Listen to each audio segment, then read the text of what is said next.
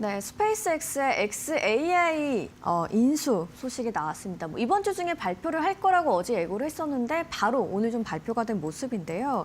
자, 이런 타이밍에서 머스크가 XAI를 스페이스X로 흡수한 핵심 전략이 좀 뭔지 궁금합니다. 기업 가치도 굉장히 크잖아요, 이번에. 그 천재들이 그 큐브 잘하잖아요. 큐브 이렇게 예, 맞추는 거요? 저는 그거 하다가 그냥 버려버렸거든요. 네. 한 번도 못 맞추겠어요, 도저히. 근데 그게 보통 천재들이 잘하는 게 손기술만이 좋은 게 아니라는 것이 증명이 된 거거든요. 웬사 회원이나 이런 애들이 잘하잖아요. 그렇죠. 그러니까 단순 손기술이 아닌 거예요. 지금 이 얘기를 왜 하냐면 앨런 머스크가 천재라고 불리우죠.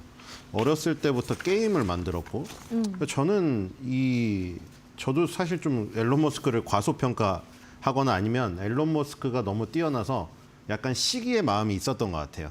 조금. 그러세요? 네. 그래서 뭐 테슬라가 조금 저는 전기차 캐즘에 빠졌을 때 앨런 머스크가 오판을 크게 했다. 저는 이런 생각을 했는데 제가 너무 당연하죠. 제가 머스크를 어떻게 평가하겠습니까? 너무 저기 속이 좁고 좀 생각이 짧았다는 생각이 들어요. 그러니까 테슬라라는 회사를 저 같은 사람이 생각하는 그냥 전기 자동차 회사로 처음부터 만든 게 아니었다는 생각이 이제 들어요. 이 모든 것들이 장기판으로 따지면 각자의 역할에 있는 말이고 엄청나게 커다란 장기판이나 체스판을 구성하고 있는데 저는 굉장히 요런 거 작은 부분만 봤던 거죠.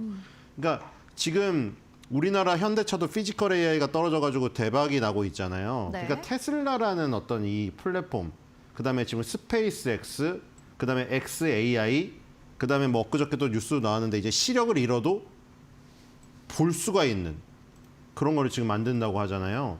그리고 지금 뭐 장애인분들도 훈련시키고 있는 그런 회사들도 있고.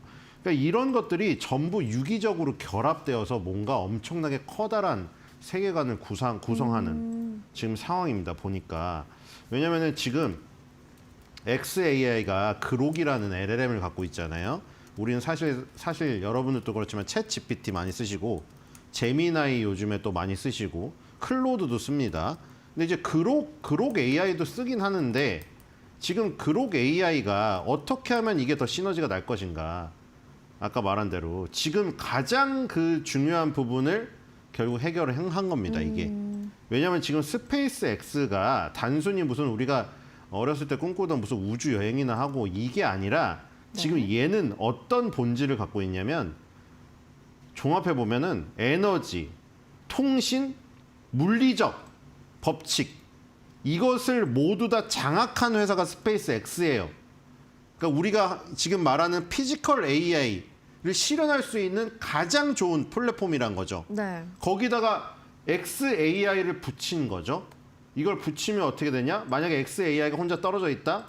그럼 지금 무슨 문제가 생기냐면은 구글이 제미나이가 있고 오픈 AI는 지금 마이크로소프트랑 붙어 있습니다. 그리고 마이크로소프트는 애저라는 클라우드 서비스를 운영하고 있고 이렇게 되면 어떻게 되냐면 전력망에서 XAI가 결국 마이크로소프트나 엔비디아나 구글 여기에 편입이 되거나 아니면 종속 관계를 맺게 될 수밖에 없는 이 지금 한계점을 갖고 있는데 이걸 스페이스X에 갖다 붙였어요.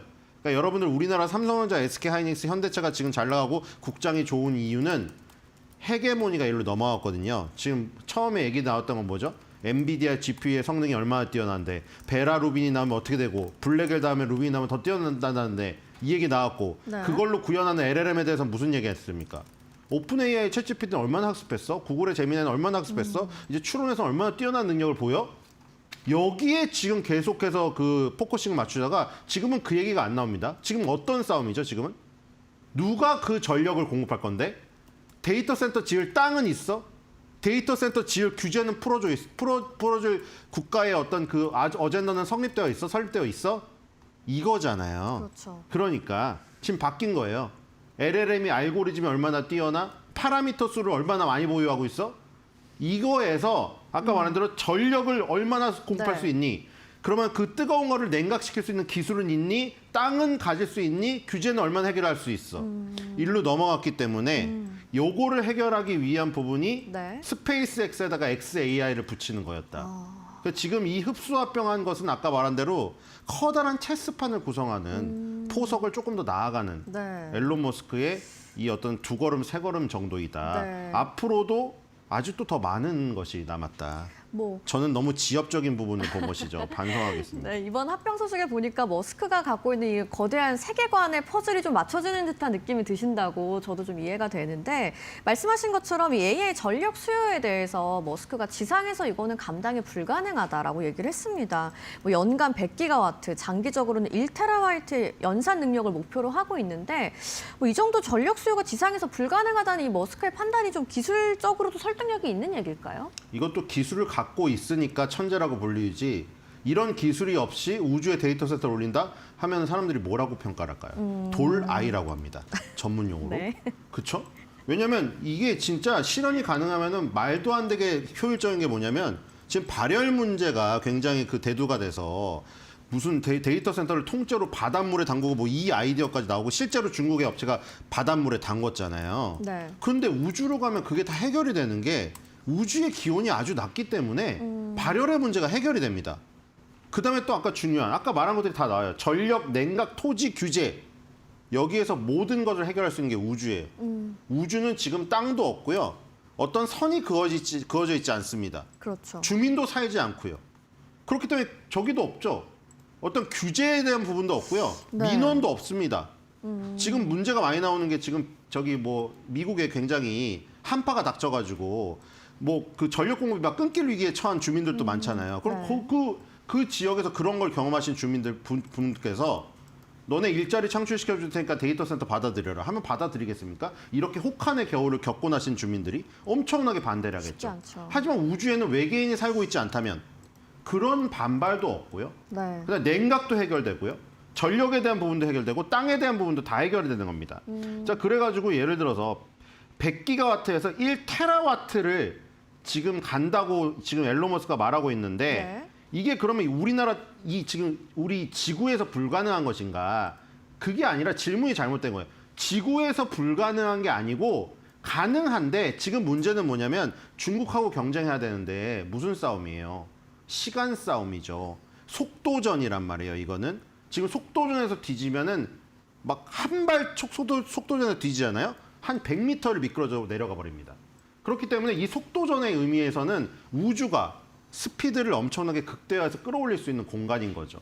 근데 앨런 머스크는 이게 실현이 가능하기 때문에 이런 것을 얘기를 하더라도 돌 아이 소리를 듣지 않고 야 저거 천재다, 지니어스다 이런 얘기를 듣고 있는 것이고 실제적으로 이론적으로도 그렇게 됩니다. 네. 우리 예를 들어가지고 승인 시간이 길게 걸리면 10년에서 15년이 걸릴 수도 있답니다. 지구상에서. 네. 규제가 심한 거죠. 그래서 트럼프가 규제를 풀라 하고 있는 건데 연방정부 차원에서 이런 부분 때문에 지상에서 너무 느리다.